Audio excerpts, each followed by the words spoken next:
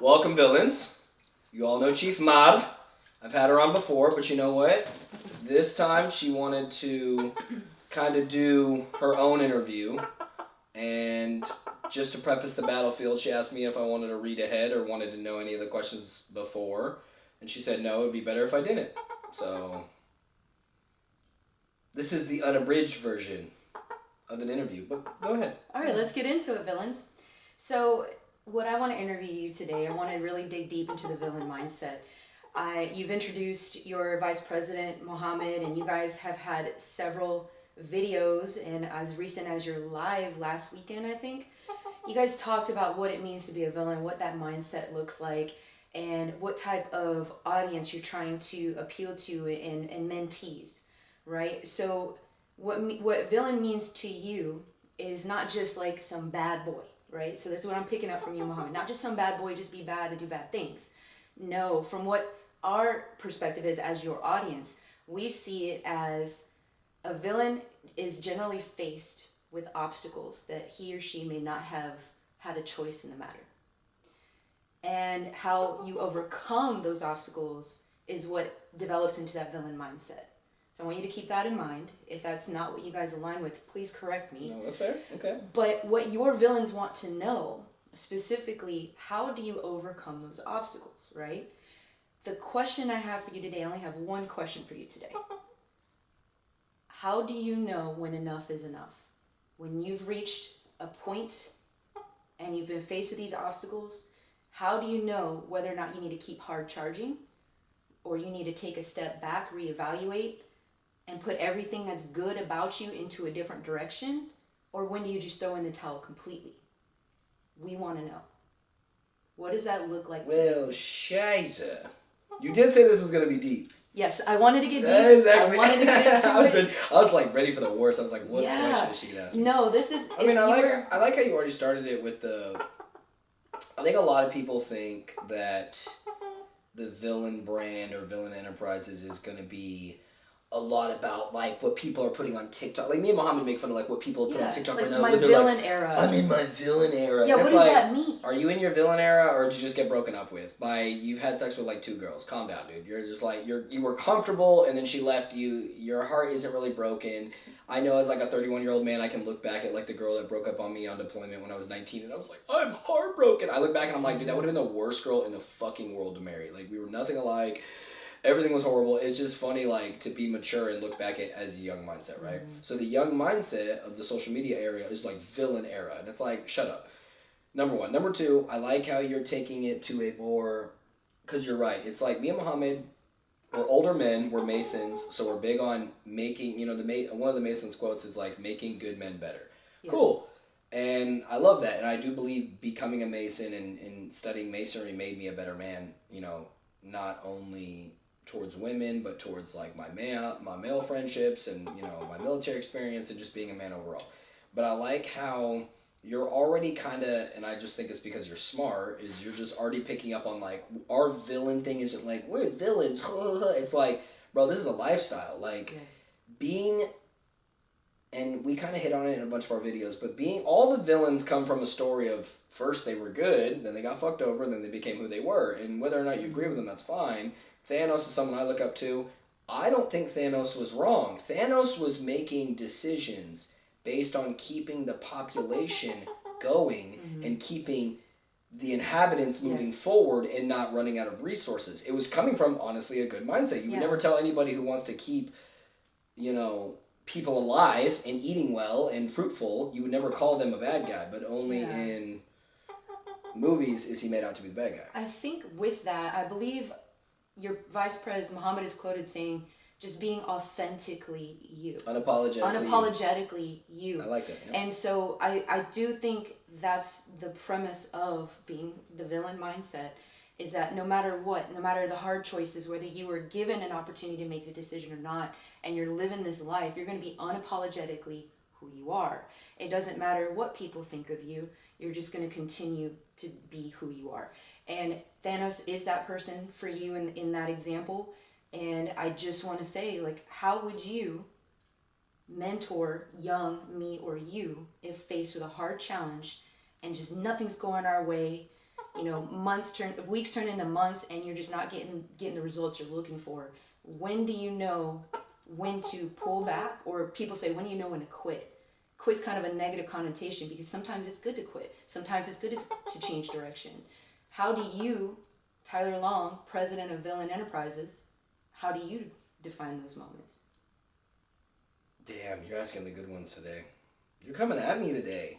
I gave him the choice. Hey, you're being a little aggressive, and I like it, but it's making me I like these questions. So basically, to answer your question, how I would answer those feats. So like, a lot of like, even if you look at like, I'm about to become a civilian, right? I spent 12 years. I went from high school to military, multiple deployments. 12 years in the U.S. Army, and like now I'm about to become a civilian. So everyone's like, you're about to face all these challenges, and I'm like, okay, like what? And they're like, oh, being a civilian. I'm like, hey, you guys are right. I went from high school to soldier. I've never been a civilian before. That will be a challenge. But the difference between me and your typical person is I don't have a weak mindset. I don't care if I have to work at McDonald's. I'll pay my bills. So that's never, money is like a big stressor of people. That's never been a worry about me. Even though I get it, some of the guys getting out kids, wife, and they're nervous about TRICARE, and it's just like, brother, I would rather die than not be able to be who I am, provide, be that alpha male that like you wouldn't change a thing. Exactly. So like, if I had to work at McDonald's and Arby's and then live under a bridge for the first couple of months that I'm outside of the Army, I'm gonna make it work. I will not fail.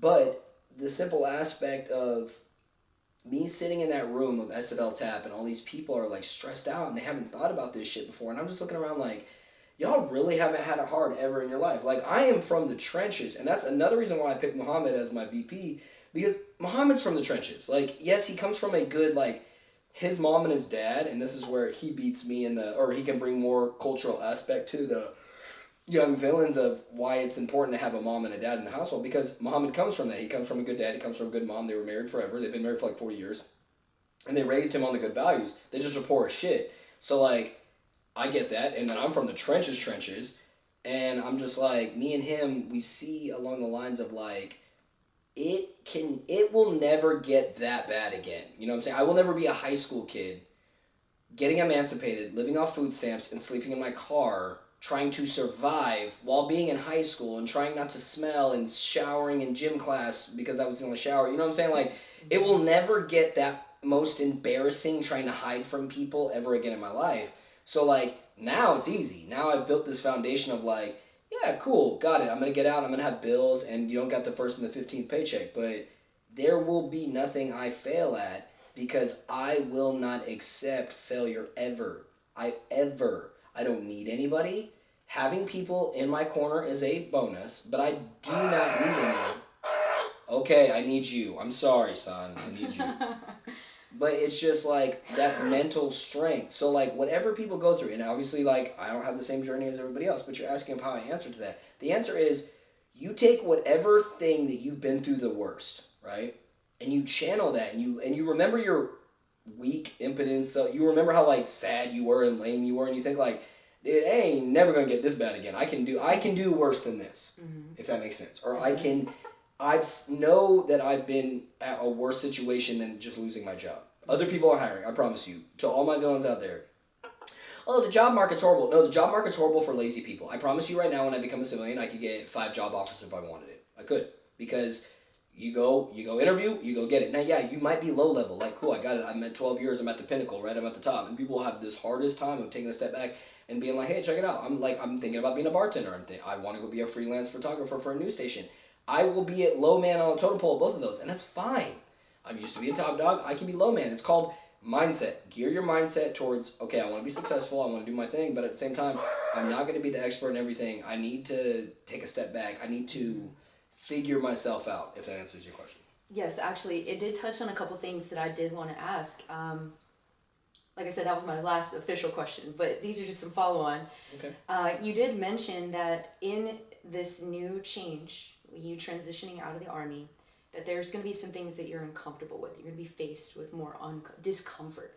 But you did mention that it's not ever going to put you in a spot where you were the most uncomfortable in your life. I think a lot of your followers ask you a lot of questions about Army-related topics. How did you overcome this? How did you bounce back from a setback?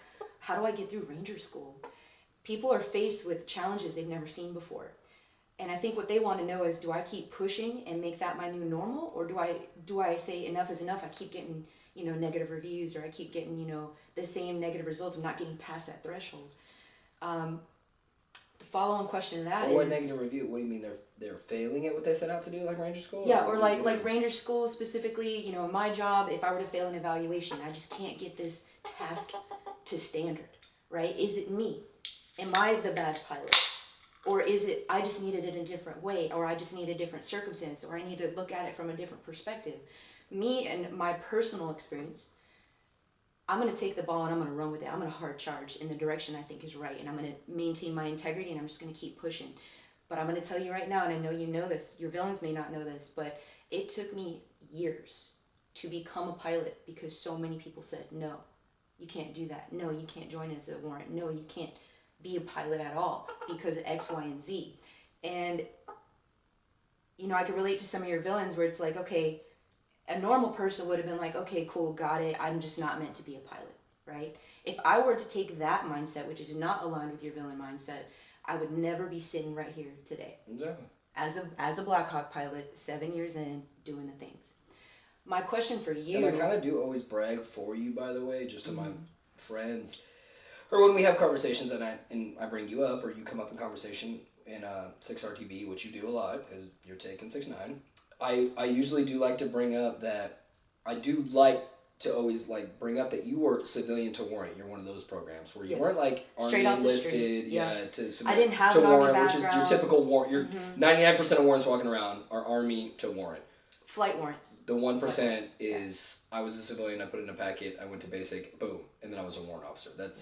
So you are kind of a rare breed in that aspect. But you're also we talk about this, the exception to the rule, not the rule. So your mindset of you want to be the best. You and me get along so well, and we have the same mindset and Muhammad would join in this little trio of, I want to be the best. I never wanted to just compete at things. I wanted to be the best. I will never forget. Realize your fullest potential. Yeah. But I the see same when you were young in the Army is when I was young in the Army, I went to my unit, and my buddies Ray and Hewlett and all of them will comment on this little video and they'll bring it up. Our squad leader first asked us, hey, what do you want to do? What do you want to do? And a lot of the guys were kind of I want to deploy. I was I looked at my first ever squad leader, Joseph Senior, look at me. And he was what do you want to do long? And I was I want to do everything. Everything. That's what I said. Everything. And he looked at me and he went, I said that in high school. He rolled his eyes. Joe says he wants to do everything. Is he just trying to kiss my ass or say what I want to hear? Somebody's dad told me, you can't possibly do everything. And I said, watch me. Oh, I can do everything. I can honestly do everything. And 12 years down, I've damn near done everything. Yeah. Everything that I said I was going to do, I've done. My last question for you. All right, send it. You said that 4 questions ago. I said that 4 questions ago, right? Anyway, promise, this is the last one. How did you know it was time for you to leave the Army?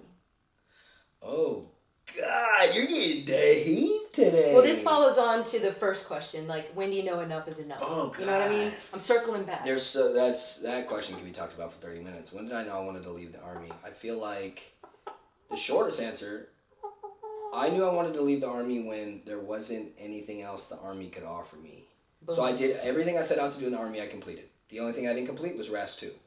And the reasons why I went to RAS 2 was, if you know me, a culminating event of getting ready for a year, wanting to be there for years, and then finally getting it going. And the reason, not being a not select because of a board, proceedings. When you pass everything, mentally assessment-wise, written assessment-wise, physical assessment-wise, and you crush it, you do well for a 30-year-old man competing against a bunch of officers that are 20-something, and you do well in the rankings of, when I said, when I went there, it was 28 men of just men, just the best, we did an ACFT, and best of the best of the best. Yeah, it was it was best of the best of the best, sir, with honors. There was when I did the ACFT, I'll never forget, everybody got a 600, and then it was oh dang, you didn't get a 600, huh? This loser got a 590. What? These were the best men I've ever been around in my entire life. Oh, I loved it. Because then you know exactly where you stand, and that's the community you want to be in. And I did, and I didn't get selected for various Army disciplinary reasons, whatever reasons, and that's a whole other video of why I didn't get selected. But getting to the end and not getting selected, it kind of showed me, it was my first big failure in the Army, and it showed me, you know what? All right, well, this is what I wanted to do. This is what would have made me do 20. I'm good. And then I went regular Army, and I was just thinking about getting out at Hood, and then I came down on orders for Ranger Instructor, and I was just like, you know what? I've always wanted to do that. That would be amazing. I love being an instructor. I went and did it. I just finished up my time. I did my Golden Walk with my last class, and I did too.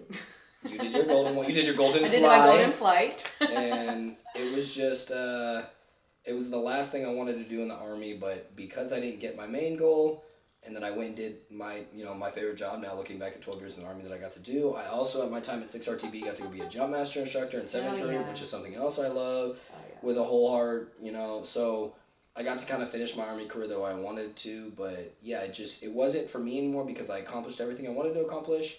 And then the main thing that I wanted to accomplish just wasn't in the cards for me. So it was time to move on. Yeah. I also think a lot about what you taught me about my military career is, I think, something I didn't realize was underappreciated. Yeah. And I'm Absolutely. tired of being underappreciated. I Absolutely. could, and then more Undervalued. Undervalued, underappreciated, and I think as a civilian, like, clearly, I will make more money. Yep, you can maximize your earning I will potential. maximize my earning potential, disability, couple jobs, social media. I'll actually get to fully monetize on YouTube and TikTok the way I want to. Get to talk about the topics I want to. Probably get more followers. Like, for me, it'll be a bigger stepping stone. I'm 4 or 5 paychecks versus just one. So. Oh yeah. Well, that's all I got, villains. You heard it here. Wow. Talk about a deep interview out of nowhere. Deep. Tyler Long gets deep. Whoa! Chill out. With that, thank you guys for watching. Mohammed, I'm going to ask you some deep questions too. Mohammed, you're next.